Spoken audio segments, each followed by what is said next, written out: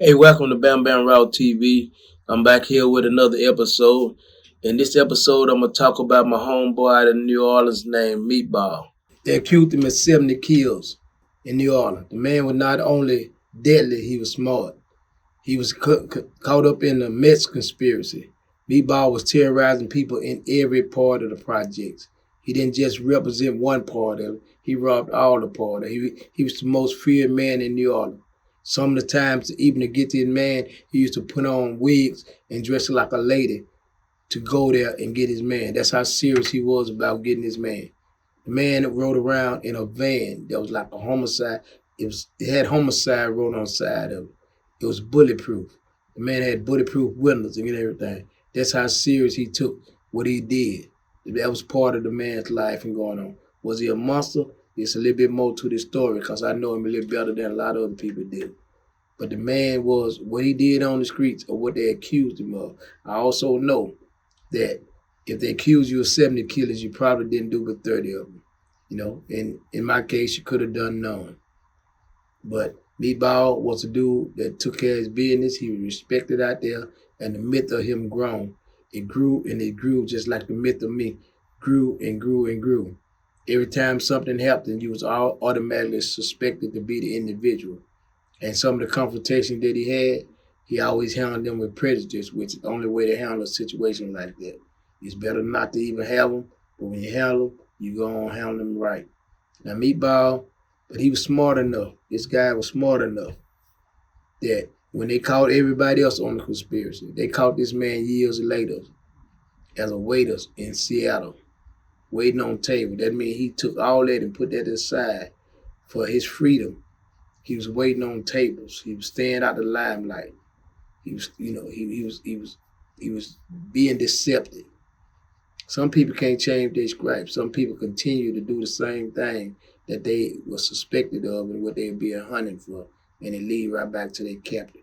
But Meatball had a pretty good smoke screen, and he did good in Seattle, Washington, until they finally caught up with him. Now, when they caught up with him, he came to the federal penitentiary. I first met Meatball. He's a gangster. You know what I'm saying? He was my friend. He's my friend. He was my homeboy, and he's a solid guy. But look him up, and now this is my encounter with Meatball was that we met down there at USP Florence. It was the first penitentiary that I went to, and when I first got incarcerated, that's where they sent me all the way to Colorado, as far as they could get me away from Louisiana. So I got there, I met Meatball. He was a solid dude. I didn't fool with him at that time when I first met him because I was still basically on some state time. I was on the state time with the separation of New Orleans and Shreveport, south and north. So when I got down there, everybody was telling me, man, you got a homeboy on this compound he cut like that, man. He's about his business, and I like, okay, where he from? They say he from New Orleans. I said, okay, well, I'm good.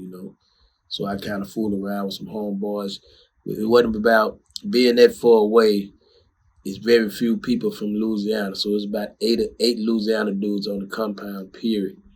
You probably got about 8 Louisiana dudes. We had one Ruston guy, I think it was one Franklin guy, 2 Baton Rouge guys, and I think one from Crowley, and me from Shreveport, and Meatball, and then we had Brown Bay from New Orleans, and Meatball was from New Orleans, somewhere like that. But there's always few numbers when you get that far out. That was California West, the West Coast territory, so we had a lot of Crips and blood down there. But anyway, I kicked around with a couple of dudes from Ruston and one from Franklin, and they just wasn't pretty much my style and going on. I was kicking it with him. My celly was from Texas, which he had a twin, and me and him, we kind of got along and everything. But everybody kept telling me about Meatball, and he went by the name of Pop in the federal system. He don't go by Meatball because he got so many bodies and so many different people that he kind of little paranoid. So he go by Pop, even though everybody know who he is. So we end up finally, he pulled up on me. He kept chasing me down, pulled up on me like, "No, homie, this the feds. we had to get along. It's like this here and this like that, man. Cause I didn't have no experience with the feds. I'm new to the federal system. Don't have a clue. Ain't nobody never taught me nothing about the feds. There ain't no tutorial on it. So I get in there. I'm doing me. You know what I'm saying? I'm the only dude here from Shreveport, so I'm doing me. Your homeboy Pop is the truth, man. That dude there, he about his business, man. Don't nobody, man. That dude about his business, man. Don't nobody fool with him. They don't mess with him. He about his, And so I said, okay, well that's good, but I'm all right. So I try to hang with a couple of the Russian guys and fool with a couple of guys, but the other guys, I think they got sent to penitentiaries on the fluke because they really wasn't cut like that. So I kind of bagged away from them and everything. And he started explaining it to me, and I said, okay, man, I ain't trying to hear all that. And so finally he took me to the old head from New Orleans that was named was Brown Bay. He had actually turned into a Mo. He had changed, his religion was Moism, he was a Moish. And so anyway, he took me to him. And I listened to the old head. The old head kind of broke everything down to me. Meatball had already broken down to me, but I respected it more coming from the old head. So he broke everything down to me, and I told him, I said, okay, then, well, that's where it's going to be. I don't come here to break no rules. I'm going to live by them too. I said, but if y'all put y'all ass in my face, y'all going to have to kill me. It's just simple as that, man. Don't play no game with me. You got a chance to leave me alone. But if you mess with me, you don't mess with me right. So, and we had a pretty good understanding from that. So I got to kick it with Meatball, and we took a few pictures and did some things. And he always kept the wine coming down. He stayed drunk, and he had plenty. He had money going on. Matter of fact, I remember when his mama he had his mom to get at Master P about getting some money. Well, he told me they had his mom to get at Master P about getting some money when some song that Dr. P had mentioned in the song. Finally, Meatball kept at me. He was chasing me down every day. Hey, what you need? What you need? You all right over there checking on me every day? You all right, homie? What you need? What y'all? He always trying to give me stuff. Hey, man, what you need? Stamps, you need this, you need that. At that time, I was doing pretty good because my wife was, my first wife was still in there, and I had a little money, coming in.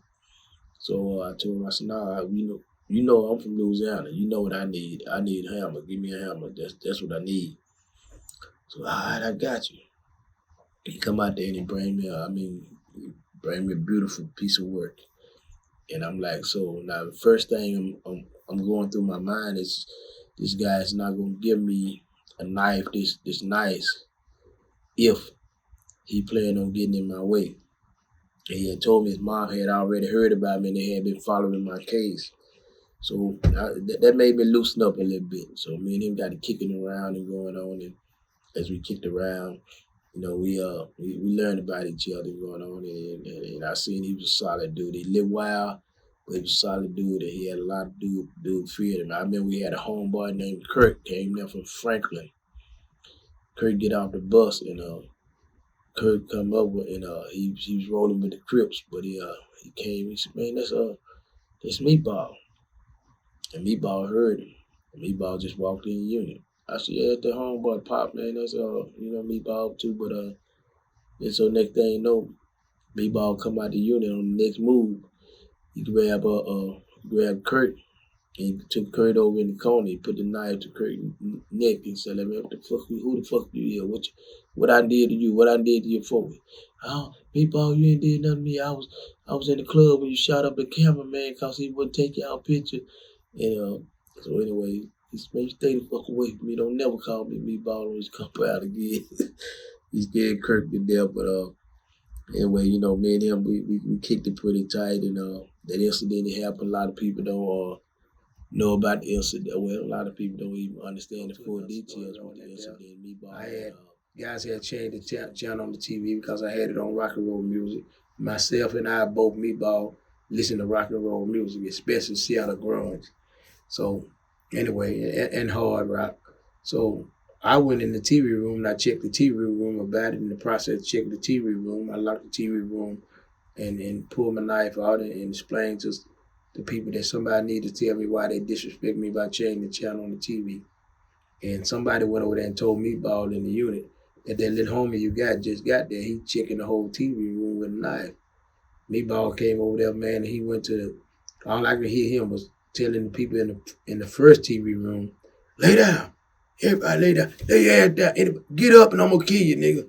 And dude, they were laying. Me about, where you at, homie? Where you at? I said, I'm over here, man. What's going on? I said, oh, hey, listen, hey, you all right? What we gonna do? Huh? What we gonna do? We gonna smash them all? What? I said, nah, man. Dude didn't explain everything to me, man. They thought a white guy had changed the channel in the black TV room, bro. So, all right, bag out. I need to see you. I said, all right, man. I bag out. I need to see you. So I opened the door because Deuce had already apologized and explained why they had changed the channel of TV because I had it on MTV. So I bagged out the TV room, let him see me. So he's like, what we gonna do? I said, man, I got you into this here, so it's whatever you want to do. We can go in here and go and finish all of them. You know, do what we can do with all of them. It's just your call. I said, man, it don't make me no difference. You the one came got stuck out with me. You want to go do them or not? He said, we let them ride this motherfucking time, but you know, I be by my business. I said, I by mine too. And we walked on out, and that's when I knew that I fucked with him. I fucked with him from that day on, man. And that's why when that situation happened, him and the DC guy, they gambling. Everybody stick together in groups. And there ain't no DC guy, bad guy, because he rode with his homeboy. Like, we rode with our homeboy. That's where it is. That's the way the system works. You live it, and you make the best out of it. But that's how it's gonna roll. You go in there thinking anything different, then you're gonna get caught up in the crossfire. So as we get going on, he like to gamble. He gambling with this guy from DC named Dal. He dealing with Dal, so they gambling, play cards together all the time. And he drank like a fish. He get drunk and he talked shit and he could bag it up. So, you know, a lot of people didn't like him because he talked a lot of shit and he was able to bag it up. They were scared of him, but they wouldn't try. And so Meatball he was still be gambling with Hill. And as they gambling and everything, Meatball will be in the middle, he get drunk. And either the dude got slick, I don't put it past him, or either the dude got slick and Meatball felt like the dude got slick and they'll get into it. And Meatball be like, okay, well, boom, you can't get paid, or one way or the other, they go back and forth like that. So him and Dad gambling, he come out and he like, man, I'm finna gut this dude, man. I'm just letting you know, I'm putting you on top of him. This dude playing games with the money, man. Telling me this and that going on. I said, what you mean? I said, what's up, man? He said, I'm a gut, man. I said, well, man, how many of them over there? Oh, well, I got it, home. I said, no. He said, I'm just letting you know to be on your P's and Q's, you know, because he from DC. I said, all right, I hear you, man. But I said, okay, so I go in there and I pay everybody that I owe, you know, and scrape my business out. So because we had a Cuban guy who kept our unit so clean, we always went to we always went to chow first. And if you go to chow first, you go to commissary first. So I'm out there waiting on him when they open the door for his commissary. He come out there laughing and grinning with the dude. So I said, what's going on, man? What's up with the dude?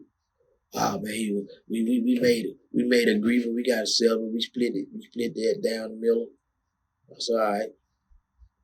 Boom. So I went on. Ain't think nothing of it. He come back to me again. Same situation. Probably maybe about 3 months later. He come to me and the dude got into it again. And I tell him, what you gonna do, man? I'm gonna gut him this time. So I'm ready. I'm ready to go. I'm ready, waiting for the door open to come out. They laughing and grinning again. So that's when I pulled him up and said, listen, man, you got to quit going back and forth like that with the dude, man. You're going to go and get him, go and do it, and let's get this over with, man. I'm a million miles away from home. Shit, I can't do anything happen to me. I can't do nothing to get closer. Shit, we ain't supposed to be happy way down here. Yeah, I hear you, homie, but no, he's great. He going on. And then the third time is when he, according to his celly, Louis, who was a G27. Matter of fact, me and Louis ended up being the Super McNairn together. And they was Louis said that Meatball had a problem with the dude going on. He said the dude sit there and told him, man, listen, meet me in the TV room. Meatball said, I'm already there. So they said Meatball went in the TV room, said dude came into the TV room, so he put up his hand like you want to fight. And, you know, most DC dudes are pretty good with boxing. They pretty good with their hands and everything. So you get on the ball of his foot and he ready to fight, you know. Them in Philadelphia dudes. So Meatball, so what you thought there was going to be a fight? So Meatball come over with the knife. And he come up with the knife and stab him about 2 times. And so when he stabbed him about 2 times, he hit the dope. So he spin and hit the dope. When he spin and hit the dope, he ran out there, and according to Louis, Meatball caught him again in the side. And when Meatball caught him in the side, a fat police we used to call wildebeest jumped on top of Meatball. When he jumped on top of Meatball, it knocked him down. He fell on top of him, and his chin hit the floor, and it knocked him out. So when the police were trying to revive him, picking him up, that's when the dude that he was chasing turned around and seen that. So he turned around and ran back over there and kicking Meatball in the head with steel-toed boots. And when the police tried to push him away, they said one of his homeboys came out the crowd and started kicking Meatball in the head. And then when the police grabbed that one, said nothing come out of the crowd and kick him in the head. So now they said when they finally, after that was over, you know, they locked us down.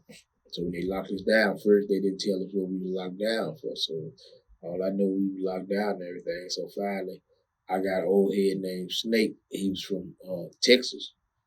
He checking with everybody from Louisiana and everything. And I'm like, man, I don't know what's going on. You know, what's up with the dude? He like, oh, well, you know what you know about Gerald, sudden. Nah, man, I don't know. I don't fool with that dude. I'm from Shreveport, man. I don't know what you're talking about, you know.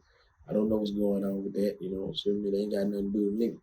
That's why they kind of incident happened later on. Before I left there, incident happened where a few of their people got stabbed, and they felt like I did that as a retaliation for what happened to Meatball. But that's another story. I met some good men from there, and unfortunately in that federal system, it's, you know, you got to roll with your people, man. You meet some good men and everything. So I'm sitting here trying to rock them to sleep and going on, so I can try to find out what's going on, because I already know the standards. But he worked in the captain's office, so he was still going to the captain's office to work.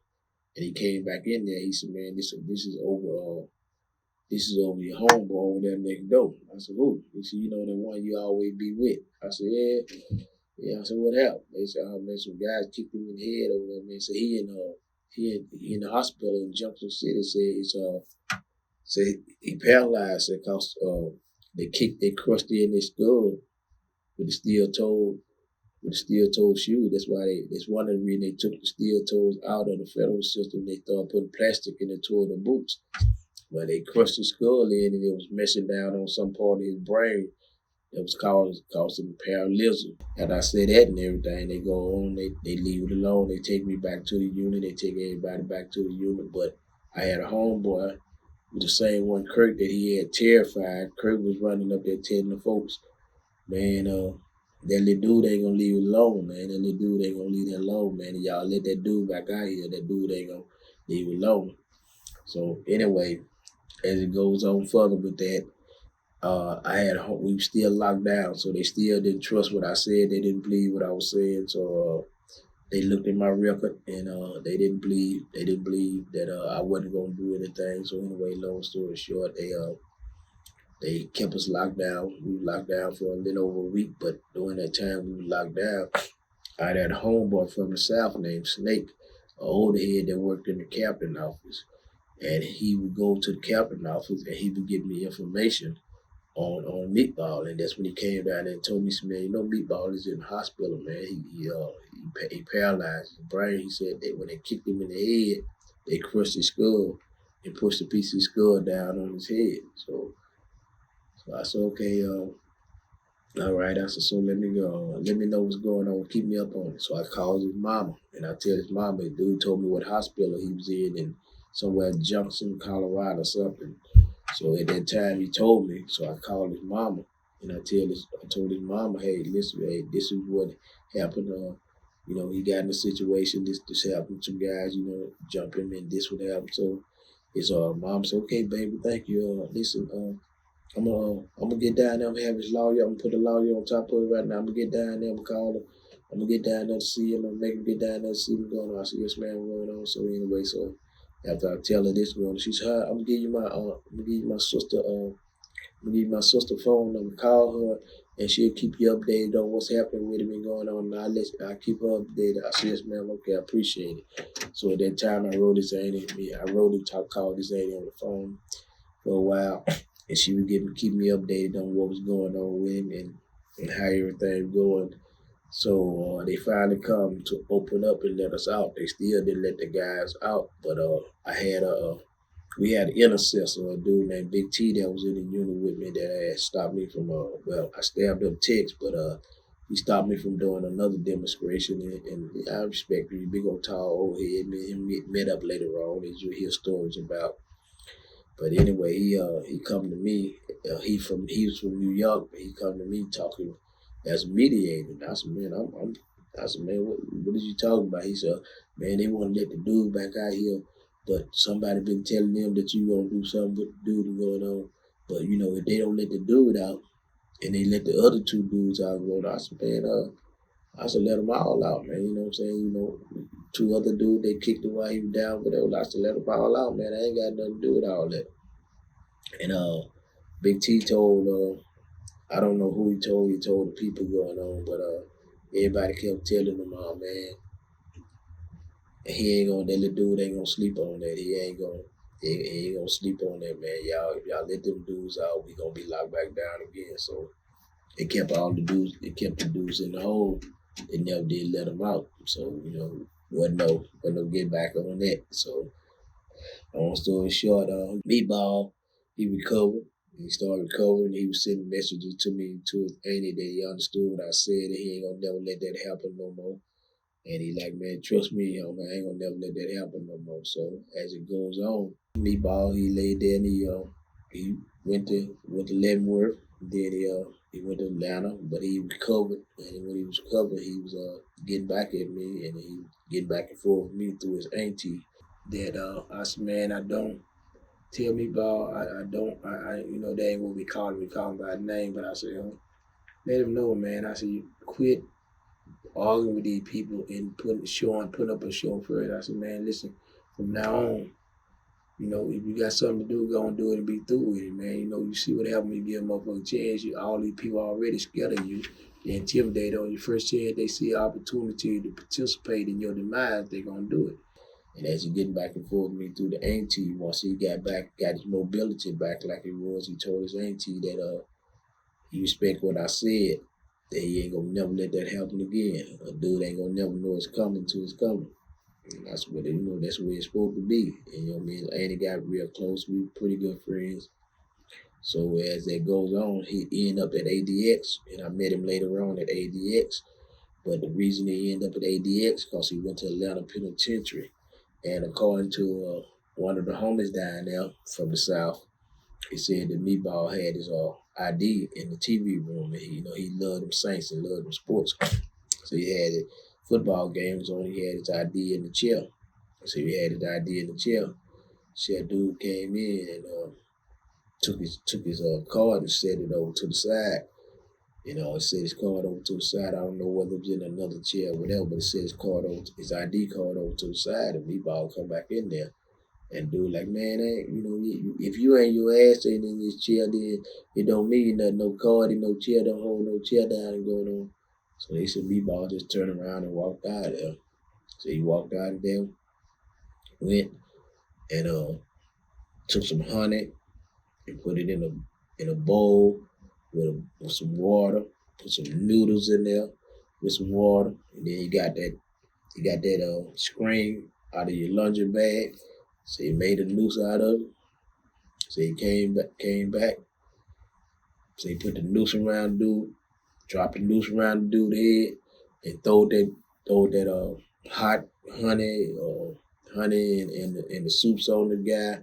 So the purpose of throwing the honey in the soups is, number one, the honey makes the hot water stick to your face, and the soups makes wherever the noodles stick at. It's like it's gonna burn. It's gonna keep the heat right there. So they said Meatball did that. Said the dude was slapping his face trying to get the hot noodles and hot honey off his face. They say every time the guy hit his face, he was turning pink from his skin, and his flesh leaving his face from that spot. And said that's when Meatball started rapping him. I don't know if they say rapping him with a lock or a sock or a piece of, it wasn't a knife, but with a piece of steel or whatever. They said Meatball just beat him down. You know, he didn't kill him, but that's what sent him to ADX. And so he called when they shipped, they had him in the hole for it. He told his auntie to tell me what had happened and let me know. Like he said, man, I wasn't gonna never let that happen again. But I ended up hearing the story, you know, the whole details of the story later on when a homeboy who had been down there at that time came there.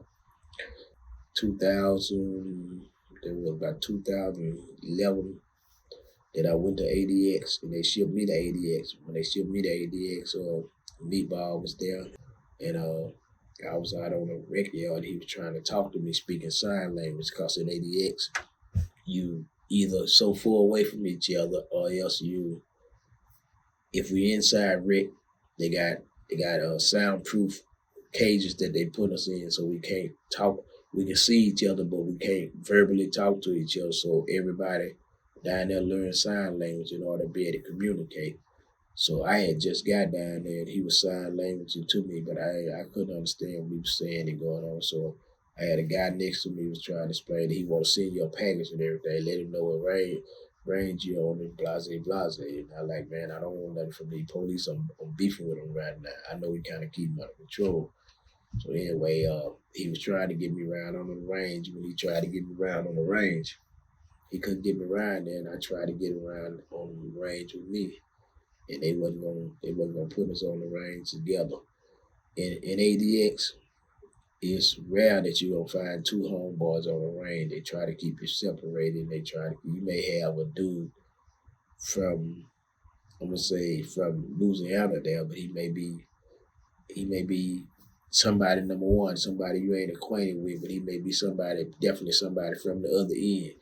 But I think once Meatball started telling them he was trying to send me a package, and with my reputation for assaulting officers and all that, they kind of made them want to keep us apart. But he, from what I understand down there, I still never got close to him. But all the people that got around me when they said, oh yeah, man, that's what's called me a homeboy and everything, man. He don't do nothing but sing rock and roll music all night and stay up all night in the cell exercising. You know, I heard that from a lot of people going on. So he just, he kind of shut down. He won't. He ain't got nothing from no guy from DC. You know what I'm saying? So he just, you know, it's, you know, that's in his head real serious. I had some good men, some homeboys from DC, and they said that on the screen of me, they tried to holler at him, and then once he found out where they from, he be like, man, I ain't got say fucking thing to me, ain't got nothing to say to y'all, you know. So he still got a lot of anger in his heart for that situation, and you know, I pity the fool that get in his way. But like I said, y'all look Meatball up, man. You know, he's y'all call these people killers and this and that going on, but to me, he's my homeboy and he's my friend, man. He has a sense of loyalty. He on his body. He about his business. The things he did on the street, just as the things I did on the streets. I think we pretty much did them because we necessary, and then sometimes we got a little carried away at times. I mean, that's life when you're out there in the game. The Meatball, y'all know, and what y'all consider to be monsters. See, monsters are created by circumstances, and sometimes circumstances can create a monster that a person was serious about his job. I think Meatball is very serious about his job because he had a very amicable personality with real people. He just didn't. If you showed fear or you was about fear, then you didn't want to fool with him because he smelled that, you know, he smelled that in a minute. But he gravitated to people with strength. He gravitated to people, and I mean, Meatball, like I said, once he fooled you and locked you in on the dude, he give you shirt off his back. But he don't believe in getting suckers nut. He don't like people who play like they tough. He don't like people who want to be tough and know they just in the game for money. Don't act like you ready to give your life up for this, you know, and going on. And he mentioned to me about a guy that I mentioned later and how this guy And I seen the paperwork going on. I investigated the situation later on in our history. The thing about who Meatball is, now, he's a he's a he's a designated. They say he's an enforcer. He's a killer. He's he's a lot of things, but he also is a friend. He also a solid man. Me, I got no problem with him. And I go to war with him in a day of the week. This story, Meatball, let's just Google him on there and see who I'm talking about. But this the story on him. Say this Bamm Raw TV. Who did some VXBZ gear. Tune in, subscribe to my podcast. Love y'all.